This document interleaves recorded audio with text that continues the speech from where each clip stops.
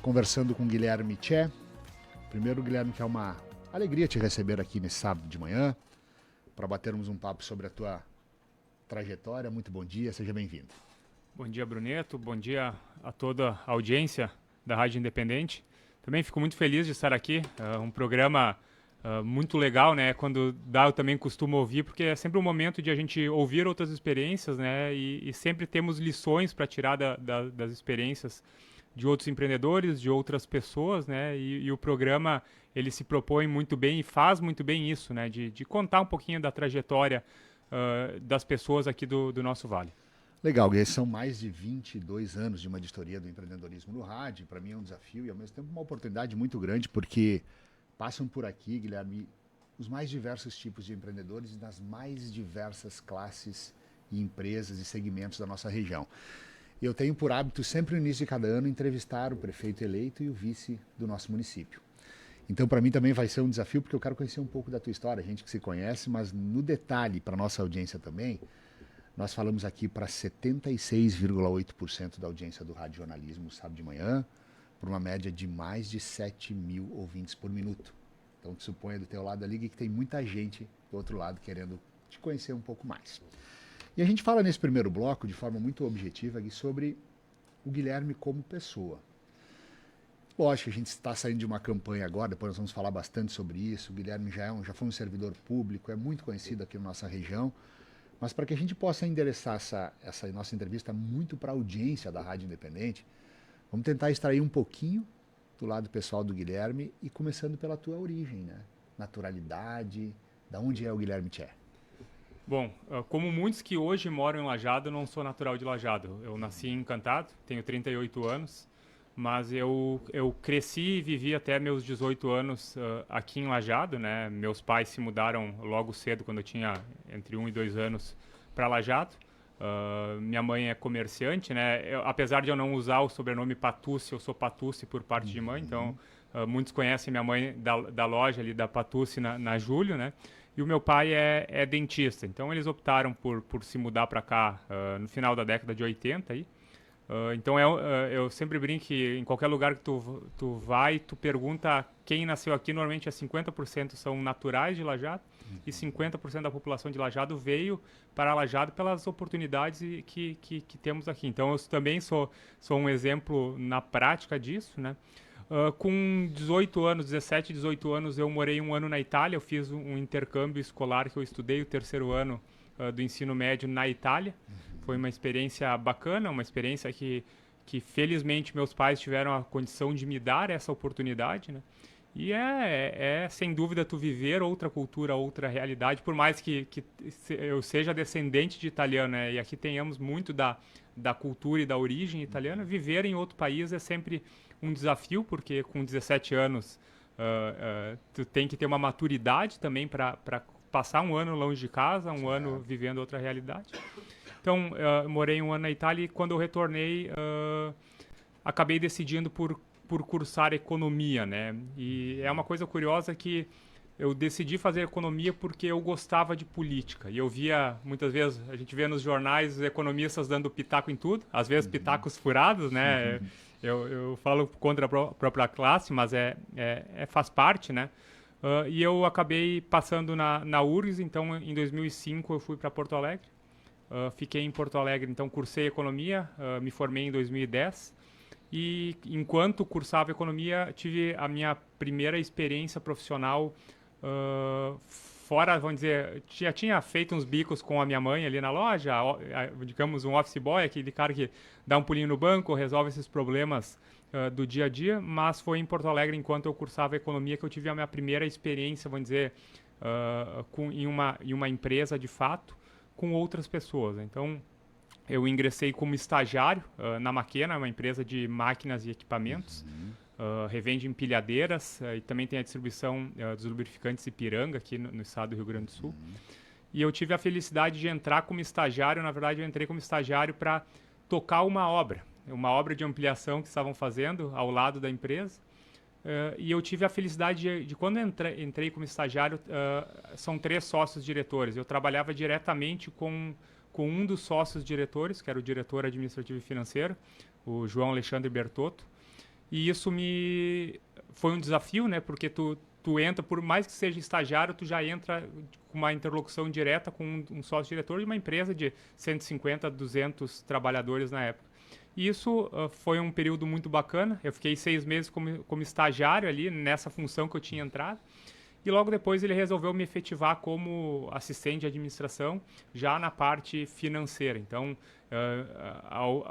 vamos dizer, o início como estagiário de fato me abriu portas. Eu tive a oportunidade por estar perto da direção, ter a oportunidade de continuar trabalhando com ele. Então, fui efetivado 6, 7 meses depois e acabei um ano depois virando coordenador financeiro.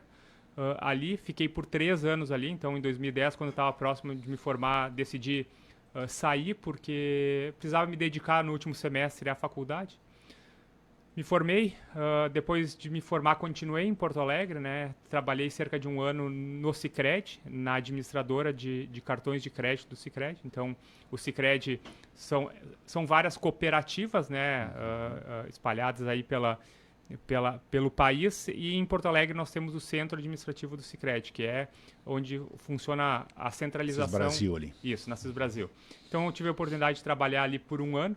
Foi uma experiência diferente, uma experiência muito bacana também, porque o Sicredi, uma instituição cooperativa e bancária, é uma estrutura diferente, né? Bem mais organizado, Mas aí eu recebi o convite para voltar para a Maquena, então acabei voltando para a Maquena, fiquei mais 2 anos e meio lá, então totalizei quase cerca de 5 anos na Maquena. E em 2013 eu tomei uma decisão que estava cansado de Porto Alegre.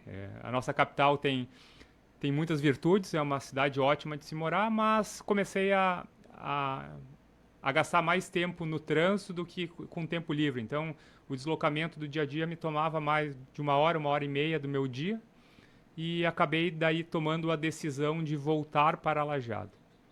Quando voltei para Lajeado, trabalhei mais um tempo ali com a minha mãe na loja.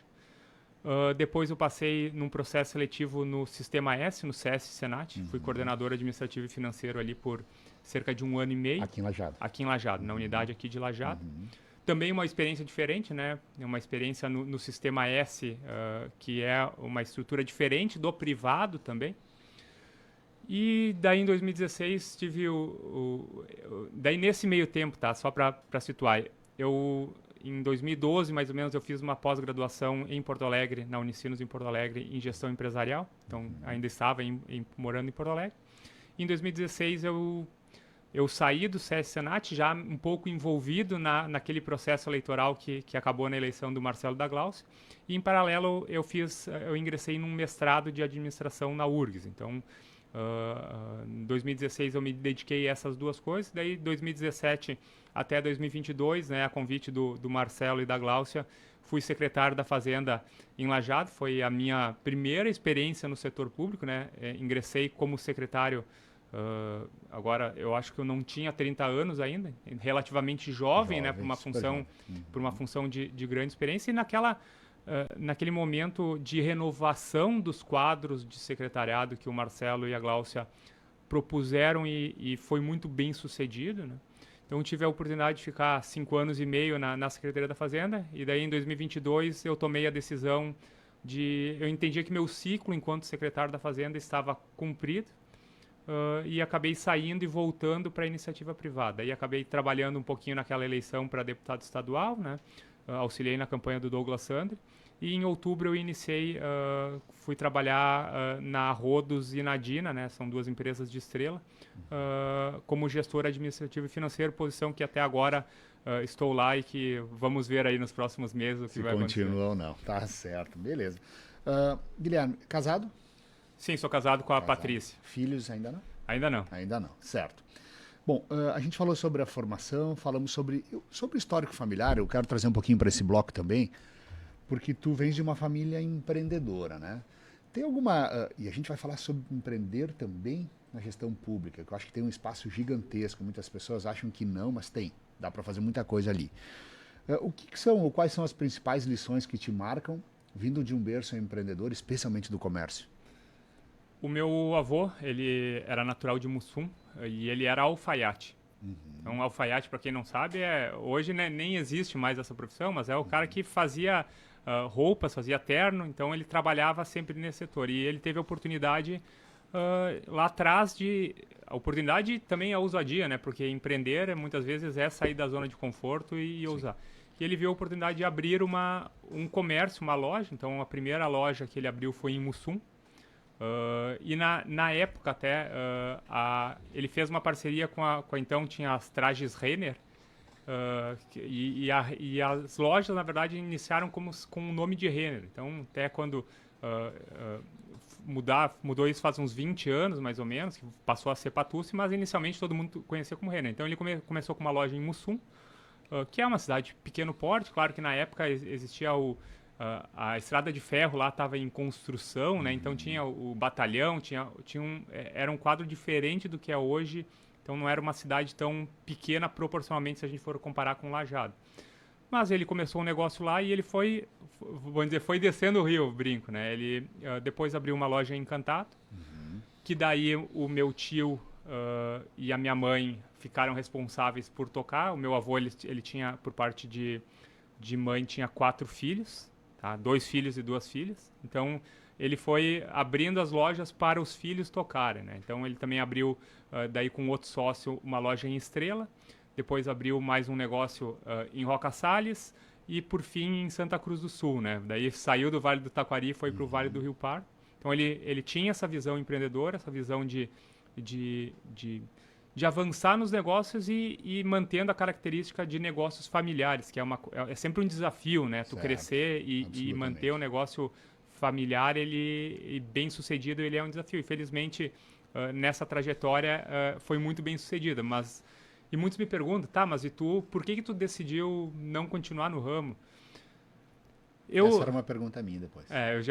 Porque é uma pergunta que normalmente surge, né? Eu particularmente, tanto meu tio como minha mãe, que hoje tocam um negócio aqui em Lajeado, eles são jovens, tem na faixa aí, minha mãe 58 anos, meu tio um pouquinho mais, né? Mas eu sei que eles vão ficar no mínimo mais 15, 20 anos. Então lá em 2003, 2004, quando eu comecei minha trajetória profissional, eu entendi que eu deveria buscar novos ares fora do ramo do comércio e fora da estrutura familiar. E foi uma decisão pessoal, estritamente pessoal minha, e que eu hoje não me arrependo. Tenho certeza que foi a decisão correta e, assim, no futuro não pretendo tocar um negócio do tipo. Né? 38 anos? 38 anos. Tu és possivelmente o vice-prefeito eleito mais jovem da história de Lajeado. Eu não sei, eu tenho dúvida se é que o Petri é o mais jovem, o prefeito eleito mais jovem. Mas como mas vice... o vice, eu não me lembro a idade do seu vice... Cláudio quando foi eleito. Vou buscar essa informação, mas é por aí, tá? Eu gosto dos números, é bom saber, né? É bom saber. Muito certo. Bom, esse primeiro bloco a gente conheceu um pouco da caminhada do Guilherme, desde a sua formação, histórico familiar.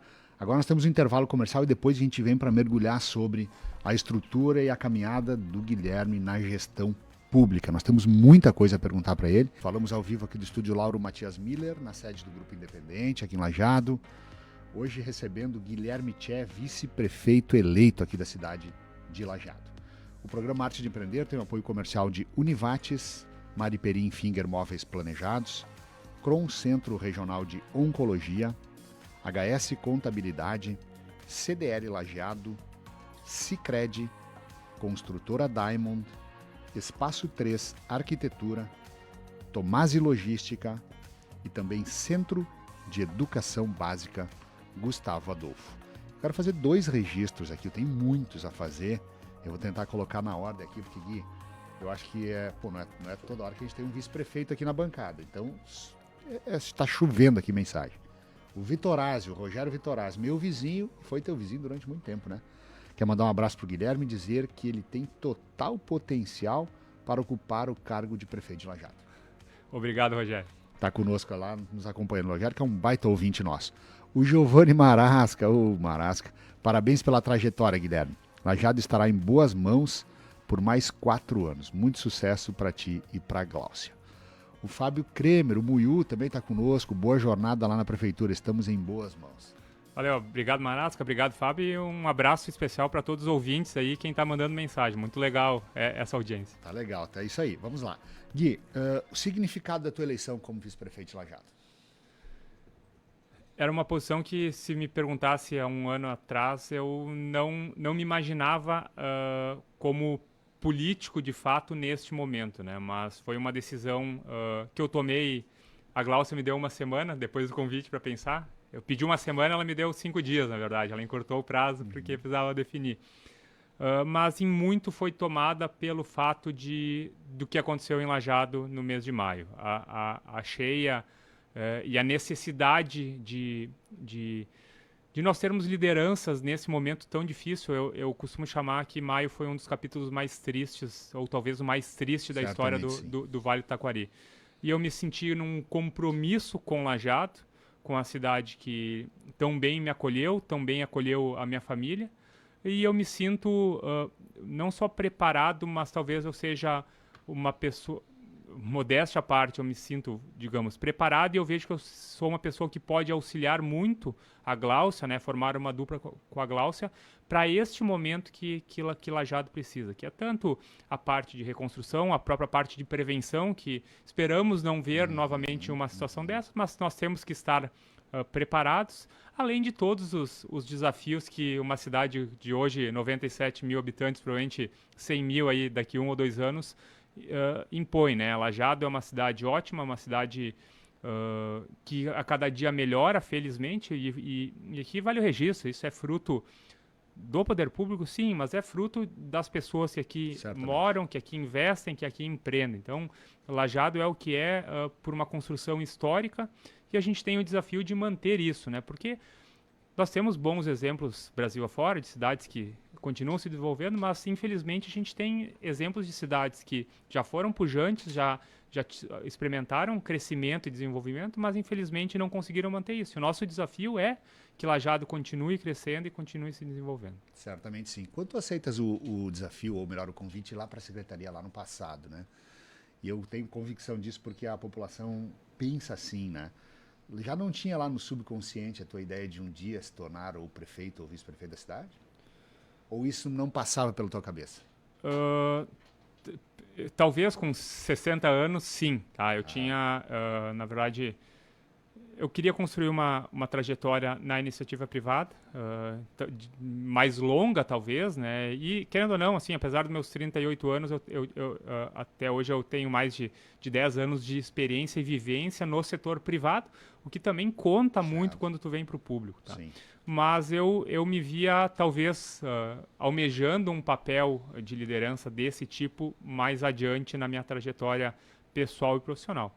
Mas Amir Klink, né, um velejador, ele fala que as oportunidades são únicas, né, e talvez tudo que aconteceu, que infelizmente aconteceu, mudou um pouco também a minha forma de pensar e o meu entendimento, e felizmente também com o convite da Gláucia, né, isso apesar da minha proximidade com o próprio Marcelo, né, isso é sempre bom de reforçar, né, o convite foi um convite pessoal da própria Gláucia. Nós tivemos sempre uma sintonia de trabalho ao longo dos 5 anos e meio que eu estive na prefeitura muito bom, e ela entendeu que eu seria o nome adequado neste momento. Existiam outros nomes bons também, né?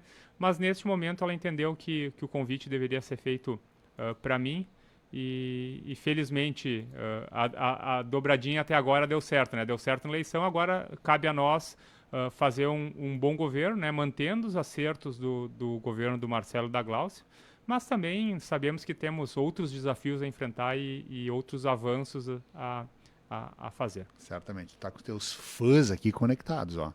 Fãs e amigos, tá? O Douglas Sandri. Ele não podia deixar de participar aqui. O Guilherme é um cara incrível. Fará um ótimo trabalho junto a Gláucia Schumacher. Abraço pro Douglas, tá nos ouvindo também. Abraço, Douglas, e que bom que só estão os fãs, né? Não vieram os haters aí. Mandei uma mensagem para eles hoje, pô, se você, posso estar ouvindo o nosso programa. Eles estão conectados aqui conosco. Legal. Um abraço pro Douglas, pro Marasca, pro Muyu também, pro Fábio Kremer, que está conosco aqui na live do Facebook. Gui, só para nós passar para nossa audiência, assim, tecnicamente, o teu histórico é muito positivo, do seu ponto de vista técnico, um economista que tem uma visão de números muito apurada, e a gente vai falar depois sobre isso também, porque tem uns posicionamentos interessantes acerca disso dentro da própria gestão pública, né?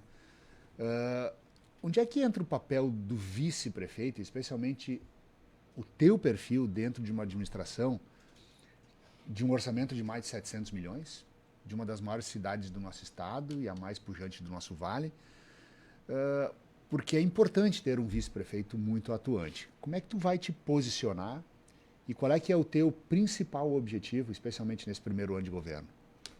Bom, eu acho que cada vice tem um perfil com virtudes e com qualidades e daqui a pouco defeitos, né? E quando a Glaucia me escolheu, eu brinco, ela sabia das minhas qualidades, mas sabe que eu sou um pouco metido e gosto de dar opinião também. Mas o que eu me vejo, né? Primeiro, um vice ele tem que ser alguém leal ao prefeito ou à prefeita, né? No caso. Um escudeiro, né, tem que saber o seu papel. Quem ganhou a eleição como prefeita é a Glaucia, como no passado, como quem tinha ganho era o Marcelo. Mas eu me vejo como um vice nos bastidores atuante, e isso é importante para a prefeita ter alguém do lado, porque todo dia são inúmeros desafios e inúmeras decisões que têm que ser tomadas. Tá? E é importante ter com quem trocar ideias.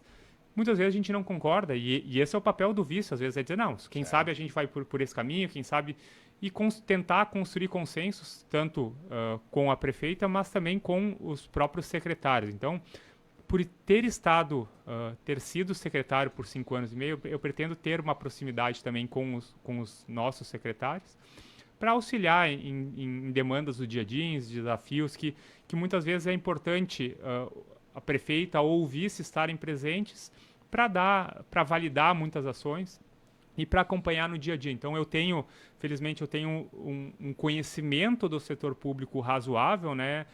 Claro que a gente também tem um secretariado de certa forma experiente, seja no setor privado, seja no setor público, né?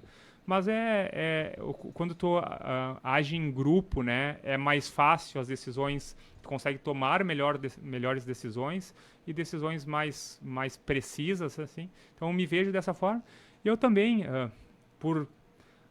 a gente brinca que a política é uma cachaça, né? E eu gosto de política. Eu mesmo, agora, nos últimos 2 anos que estive fora da política, não deixei de acompanhar, de me posicionar sobre temas polêmicos, sejam locais, sejam estaduais, sejam federais, porque eu costumo dizer, a gente precisa participar da política, talvez não sendo candidato, mas a gente tem que saber o que acontece na nossa Câmara de Vereadores, a gente tem que saber o que acontece na Assembleia Legislativa do Estado, a gente tem que saber o que acontece no Congresso Nacional, temos que saber das decisões do prefeito, do governador, do presidente, por que essas decisões, né, às vezes parecem decisões que não são corretas, mas quais impactos que tomar ou não tomar uma decisão tem.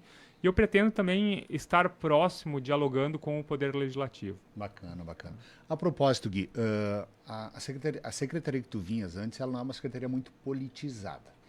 Ao mesmo tempo, os teus posicionamentos políticos e até mesmo, muitas vezes, econômicos, lá na rede social, onde tem uma repercussão que todo mundo pode dar sua opinião sem ter muito critério, né?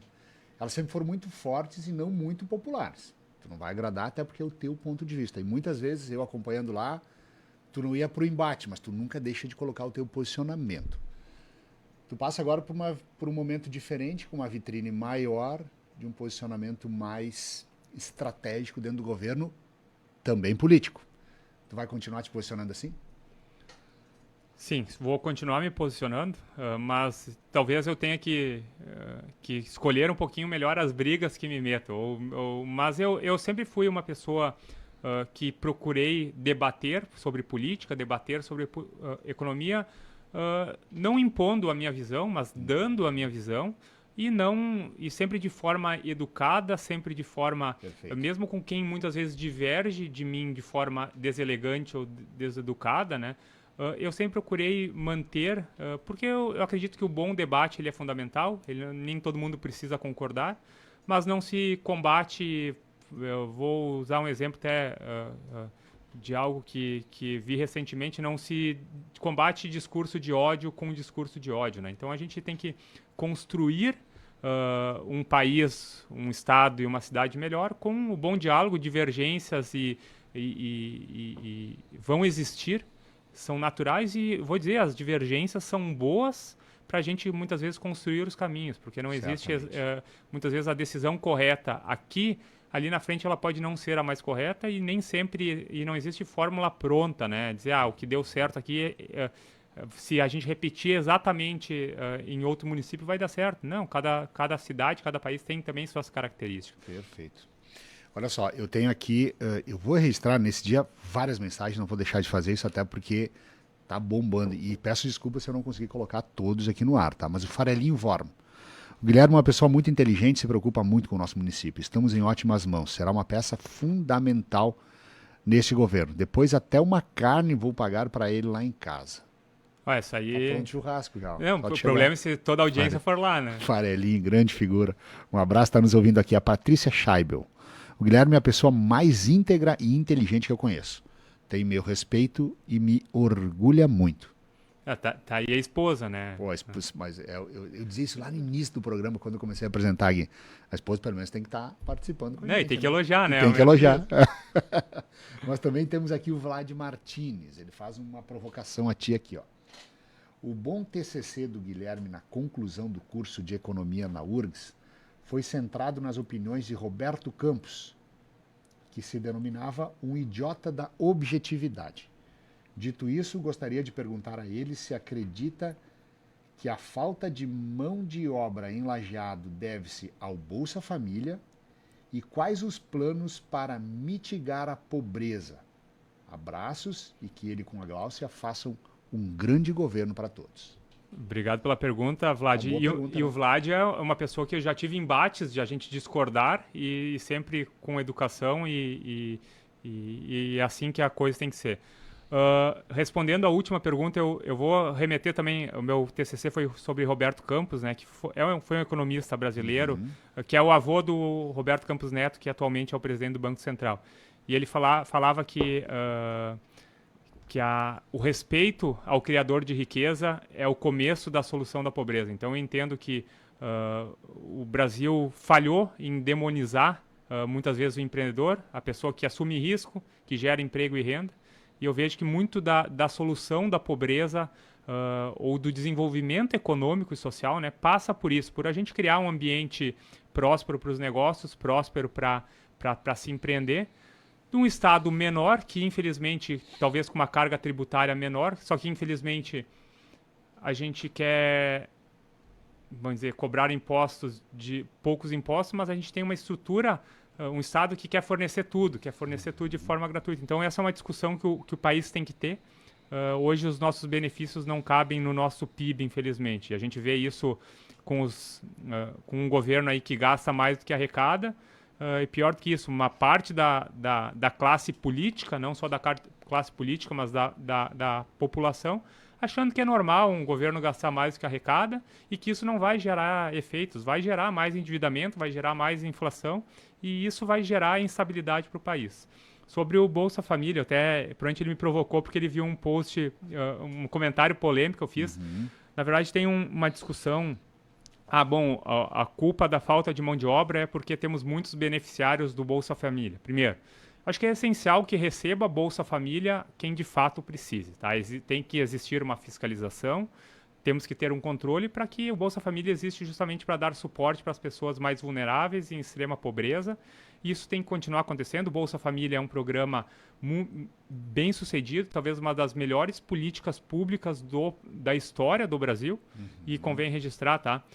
O Bolsa Família nasceu com o Bolsa Escola lá no governo do Fernando Henrique. Tá? O Lula, quando assumiu, tentou implementar o Fome Zero, que foi um programa que fracassou.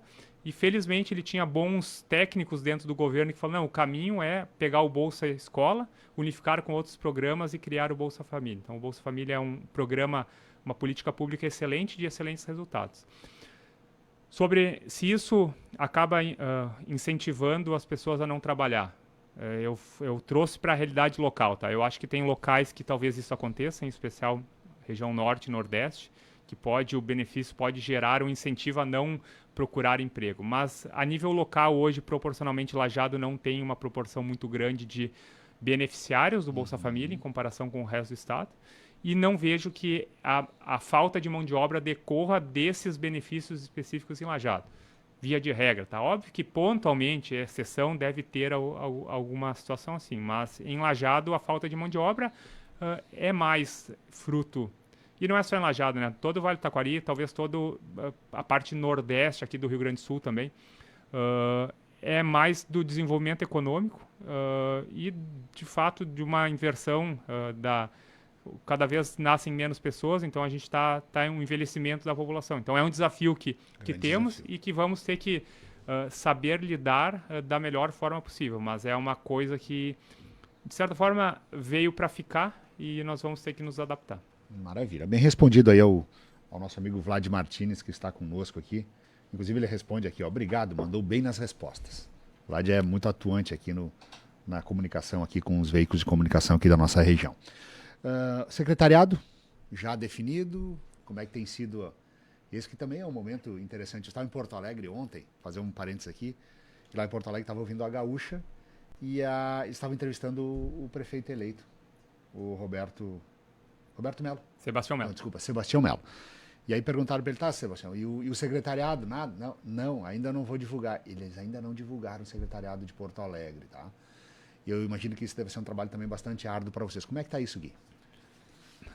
Na verdade, nós já definimos, das 11 secretarias, atualmente nós já definimos 10 secretários. 10, certo. Falta o secretário ou secretária da administração, tá? Que devemos ter essa definição, acredito, até o Natal. Tá? Nós tínhamos nos comprometido a tentar definir todos os secretários até o dia 15 de dezembro, mas a realidade, às vezes, não... montar o quebra-cabeça e também o processo de conversar com as pessoas, que é uma etapa importante, né, para a gente conhecer daqui a pouco quem vamos escolher mais a fundo. Levou um pouquinho mais de tempo, mas a ideia é fazer o anúncio aí nos próximos dias. Daí sim, com o time completo, com os 11 secretários, iniciar o trabalho de montagem do restante da equipe, né? Isso é fundamental para que o governo comece da melhor forma possível. Mas eu sempre gosto de falar e registrar, tá? A Prefeitura de Lajeado, os servidores de Lajeado, eles têm uma equipe muito boa, a equipe, os servidores concursados, e a estrutura por si só do dia a dia, ela funciona muito bem sozinha. Então, não tenho esta preocupação de dizer, sem um secretário, eu sei que o servidor no dia 2 de janeiro vai estar lá para cumprir as suas funções, suas rotinas. É lógico, o secretário é importante para gerir, para dar as diretrizes e tudo mais, mas felizmente Lajeado tem uma estrutura muito bem montada e servidores muito qualificados. Guilherme, isso eu preciso te perguntar também, porque o Partido Novo, que é o teu partido, ele ressurge nesse ano, né? Ele teve um problema estrutural ao longo da última campanha, especialmente presidencial. E qual é que é a tua avaliação nesse momento sobre o teu partido e qual é que foi a influência dele, a primeira tua decisão em ficar, né, em continuar e ficar no Partido Novo, e o momento dele no cenário político? Na verdade, eu sou o único vice-prefeito eleito pelo Novo no Rio Grande do Sul, tá? Elegeu outros 10 vereadores, se não me engano, 8 ou 10 vereadores, mas a eleição de 2026 vai ser decisiva para a continuidade ou não do Novo, porque precisa superar a cláusula de barreira, né? Então é um desafio, tem que eleger deputados em mais de 10 estados, se eu não me engano, são números bem expressivos, né? E então o partido vai ter que focar bastante para se reestruturar, né? Vem sendo feito um trabalho de reestruturação, mas eu assim, particularmente, eu até hoje só fui filiado ao Novo, né? E o Novo surgiu para ser um partido diferente, mas eu acho que independente de partidos políticos, né? O que importam são as ideias e a gente conseguir, isso a gente fala bastante no governo, não é governo do partido A ou do partido B, né? Nós temos que defender as nossas ideias, as ideias que a gente sabe que funcionam, os nossos princípios, e o partido hoje, na atual estrutura política brasileira, é uma situação que a gente não precisa de um partido político para concorrer, mas é lógico que partidos fortes e com ideologias bem definidas são importantes, né? O que não dá é do jeito que está o Brasil aí, são mais de 30 partidos políticos e a gente muitas vezes não sabe qual o posicionamento político. A gente não sabe, na verdade, da grande maioria deles, né? Então, independente de ser direita ou de esquerda, mas é importante que os partidos políticos tenham posições claras e mais que isso, né? O ideal seria que os partidos políticos fossem financiados pelos seus filiados e não pelos pagadores de impostos. Exatamente. Educação, saúde, segurança, tudo isso gira em torno das principais pastas do governo municipal. Mas a gente vive um momento na nossa cidade, na nossa região, Gri, do ponto de vista de logística, absurdamente preocupante. Eu me lembro que numa ocasião a Gláucia comentava que isso poderia ser ou era um dos planos de governo de vocês, os acessos do centro com os bairros e por aí vai. Como é que vocês têm pensado a logística da nossa cidade? Porque Lajeado cresceu, como todas as cidades crescem muito rápido, não desordenadamente, mas com algumas dificuldades na logística. E hoje a gente vive um dos piores momentos nesse aspecto. O que vocês têm pensado em relação a isso? Primeiro, eu acredito que existem gargalos que atualmente existem que podem ser resolvidos de forma, às vezes, simples, tá? E daí precisa de alguém técnico que conheça a área e que faça o estudo para resolver isso. Às vezes é uma via que é mão dupla, tu faz mão simples, um cruzamento que tu resolve, daqui a pouco com os semáforos melhor sincronizados. São soluções de curto prazo relativamente simples. Agora sim, existem soluções que são mais complexas, né? Lajeado, felizmente, é cortado por 2 rodovias, mas da mesma forma que isso trouxe desenvolvimento e oportunidades, gera desafios logísticos que nós temos que enfrentar com obras de grande porte, né? E é o momento de a gente olhar para isso e talvez pensar grande e ousar, né? Tem soluções que vão ter que ser obras de grande porte e que nós vamos ter que bater na porta de Brasília, que é para onde a gente manda mais de 60% dos nossos impostos, né? Para pedir de volta, porque nós precisamos de investimentos grandes aqui para resolver. Mas também precisamos que as obras sejam ainda mais bem planejadas e que as obras de fato sejam fiscalizadas e com o compromisso de que o que está no papel seja entregue e com uma boa qualidade, né? Não adianta também fazer obras para ali na frente termos problemas ou pior do que isso, né? Fazer elefantes brancos, obras que parecem grandiosas, mas que não resolvem os problemas. Isso é uma coisa que a gente vê no Brasil afora aí, muitas vezes recursos públicos mal aplicados. Por isso que é sempre importante a gente também ter essa discussão quando a gente fala em nova ponte, obras de mais de 100 milhões, de a gente ter a consciência de tomar a melhor decisão para que aquele investimento, de fato, resolva um problema e não gere um problema a mais. Certo, perfeito. E a última pergunta, eu teria muitas outras aqui, mas a gente depois, em outros momentos, vamos voltar a conversar aqui no Arte de Empreender. Dentro da tua trajetória, o que é que tu fizeste profissional, tá? Dissesse, cara, isso eu não poderia repetir, não poderia fazer. E o que tu ainda não fez, que tu gostaria de fazer? Bom, eu acho que eu tenho que ser um pouquinho menos teimoso, talvez mente aberta, né? O momento exige isso. E a gente nunca pode ter opiniões definitivas sobre tudo. Então é importante a gente ouvir mais, inclusive quem a gente discorda, porque é assim que evoluímos e assim que crescemos. Não que eu não tenha feito, mas às vezes eu sou teimoso demais e isso às vezes é bom, eu admito, mas muitas vezes é importante a gente ter a mente aberta. Desculpa, qual é a última pergunta aí? E o que tu ainda não fez e que tu gostaria de fazer? Isso aí eu vou... prefeito, a partir de agora? Vamos lá. Eu acho que agora fazer um bom governo com a minha cara lá junto com a Gláucia, né? É um outro nível de responsabilidade. E com certeza eu quero daqui 4 anos olhar para trás e olhar com orgulho do que foi feito, sabendo que a gente fez tudo que era possível e o que tinha que ser feito. Que bacana, muito bem. Gui, preciso te agradecer, primeiro desejar a ti e a toda a tua família um Feliz Natal, né? Provavelmente a gente não vai se encontrar mais, um bom ano novo também. Mas te agradecer primeiro pela presteza em sempre que nós chamamos vocês aqui, vocês estão disponíveis, tá? E aliás, esse vai ser um baita trabalho, um desafio de vocês também em fazer com que o governo siga se aproximando das comunidades. E o rádio tem essa característica, tem esse se não o principal objetivo, é fazer com que as coisas da nossa comunidade cheguem até a nossa audiência. Então os microfones aqui sempre estarão abertos a você, mas especialmente a ti, desejar um baita governo, felicidade, saúde e que tu possa ter aí um ano de 2025 ainda melhor. Obrigado, Bruneto. Desejar então um Feliz Natal, um Feliz Ano Novo para toda a família. Para toda a família, não, para toda a audiência, né? Para as famílias de vocês. e ressaltar a importância da imprensa, né? E que nós vamos manter um relacionamento sempre aberto, sempre próximo, porque sabemos que a imprensa é um meio de comunicação de nos aproximar de vocês que estão aí em casa e sabemos da grande audiência aí da Rádio Independente.